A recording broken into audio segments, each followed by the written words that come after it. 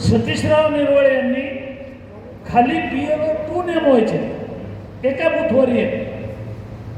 आपली बूथ प्रमुखाची यादी जी आहे त्याच्यातला सगळ्यात चांगला प्रमुख कोण आहे, बूथवर मतं कसे वाढू शकतो, कार्यकर्त्यांचा समन्वय कोण करू शकतो, थोडक्यात सांगायचं म्हणजे त्या गावातला शहाणा माणूस कोण भाजपचा, तर बूथ प्रमुख.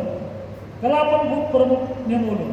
ठीक आहे, तो लहान असेल पण त्याच्यात काही कौशल्य आहे अशी तरुण पोरं आपण बूथ प्रमुख नेमवली.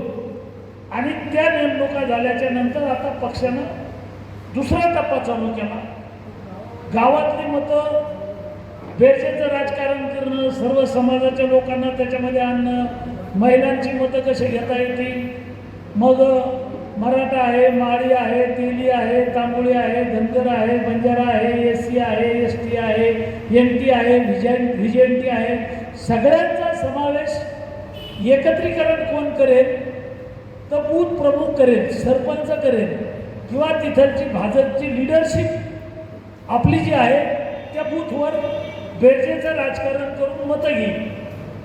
पण आता